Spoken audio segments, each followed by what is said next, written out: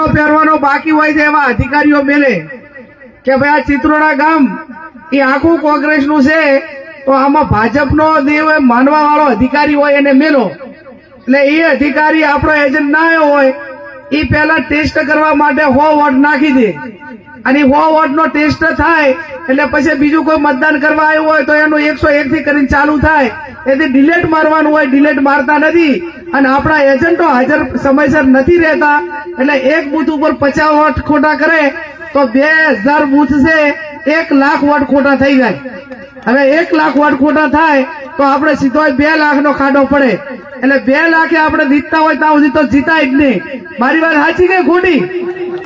એટલે આટલો જ તમે આ 1 મહિનો પ્રચાર કરો, આટલું કામ બગાડીને મીટિંગમાં હાજર રહો, ખર્ચા કરો, પણ આપણો એજન્ટ એ 5:30 વાગે ના થાય અને ઓલો ઘડીકમાં ફટફટ ફટફટ ફટ બટન દબાવે પરા, તો પછી એમાં ઓલા શિવાભાઈ સાહેબ કે શિવાભાઈ હમણાં કીધું હતું ને કે રાજધાની પાડીને ઓછાનો પાડો, અને પછી આપણે હુઈ ગયા હોય 5:30 વાગ્યા સુધી અને ઓલા દાગતો હોય અધિકારી એનો જ હોય પોતે જ. એટલે આ પ્રમાણે થતું હોય છે. એમાં થોડા જ્યાં પણ એજન્ટો તમારી તાલુકા પંચાયતના રાખવાના હોય ત્યાં 5:30 વાગે બૂથ ઉપર એજન્ટો જતા રહે એવા એજન્ટો રાખજો. ભલે 10 વાગ્યા પછી બીજાને બેહાડે, ભલે 2 વાગ્યા પછી બીજાને બેહાડે, એમાં વાંધો નહીં, પણ વહેલો 1 પહેલા ધડાકે તો એ જયારે ટેસ્ટ કરવાનો હોય એ ટાઈમે આપણો માણસ હાજર હોય પછી ટેસ્ટ થાય. આવું આપ સૌ કરું છું. ગુલાબભાઈ કે ઠાકરસિંહભાઈ ઉપર કેસ કરે, જિગ્નેશ મેવાણીભાઈ ઉપર કેસ કરે, પ્રધાન ઠાકોર ઉપર કેસ કરે, અમીરા માસલ ઉપર કેસ કરે. અને હવે હમણાં બે કીધું કે કદાચ અમારા બે ઉપર કેસ કરશે, ભલે કે અમારે જેલમાં લઈ જાય શિવબાન તઈને એમ કીધું કે જેલ તો કે મર્દો માટે હોય, અને કદાચ બેન માટે જેલમાં જવાનું થાય તો લોકો તમે બધી ચૂંટણી સંભાળી લીધું. આવી ભલામણ પણ આપણા આગેવાનોએ બધી કરી. તમામ પ્રકારના કારસ્તાન કરશે, એ કારસ્તાન સામે ટકી રહેજો. મારી આપ સૌને 2 હાથ જોડીને વિનંતી, અને ચૂંટણીના દાડે હાઈવાય મેલશે મારા, એને ખબર પડે ને કે હવે 100% ગામ છે, એટલે 10-15 5-10 ગામમાં ગોતી અને કે હવે આને પાવો બરોબર નું, એટલે આખા ગામમાં વાતાવરણ આવું ઊભું કરે તો આ પાછું ગામમાં કેડો માણસ કંટાળ તો વોટ કરવા ના જાય.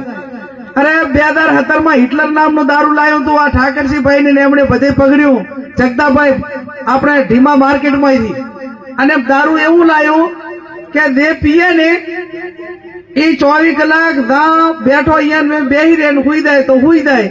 એટલે મેં કીધું ને ભાઈ આ કોંગ્રેસ વાળાને ચમ હાલે?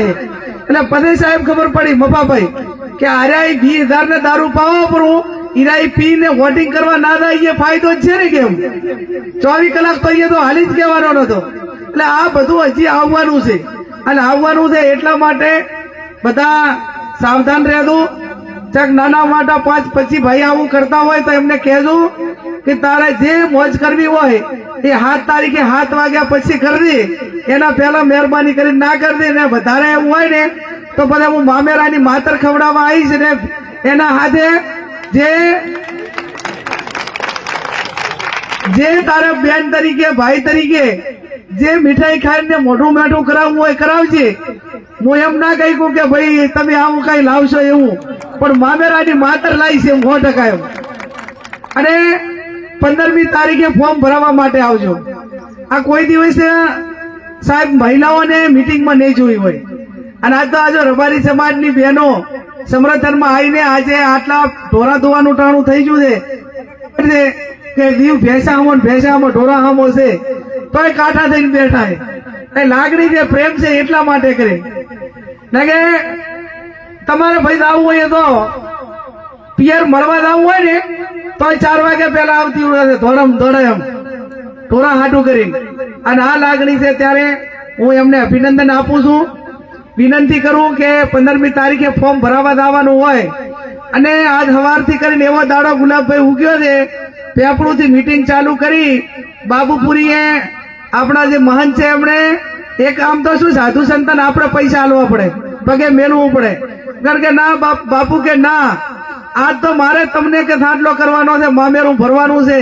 31,000 રૂપિયા બાપુએ સવારના આલ્યા અને અહીંયાથી કરી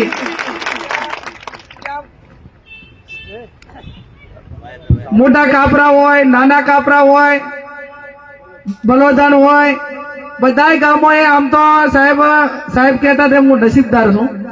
નસીબદાર એટલા માટે કે ચૂંટણી આવે એટલે તો આમ તો આગેવાન તો એમ થાય કે હેડો હવે મહિનો પૂરો થાય છે એમ. એને બદલે આ ચૂંટણી તો અલગ. હામાં આગેવાનો મંડપ બાંધે, સ્ટેજની વ્યવસ્થા કરે, ચા પાણીની વ્યવસ્થા કરે, સ્વાગત માટે ને બધું લાવે, માઇકની વ્યવસ્થા કરે અને ઉપરથી આ ગામથી બીજા ગામ જાય ને એટલા ડીઝલના પૈસા બેનું હાલે, કોઈ 50 રૂપિયા હાલે, કોઈ 10 હાલે, કોઈ 20 હાલે. એટલે આ ઓલે કુંવાસી આપણે પરંપરા આપણી છે કે બેન દીકરી પિયરમાં મળવા આવે ને બધા હેડે હેડાને 10-20 રૂપિયા ભાડું હાલતા. એટલે એટાણે ભાડાના સાધનમાં જવાનું હતું એટલે એટલા. પણ અત્યારે હવે ગાડી દે તો આ ગામથી ઓલે ગામ જાય એટલા પૈસા ને આજ તો બાપુએ સવારથી કરીને 1,00,000-1.5 લાખ રૂપિયા બધે ગામે હાલ્યા. એટલે 10 દાડા હવે કોઈ ને હાલે તો ડીઝલ હેડું થાય એમ.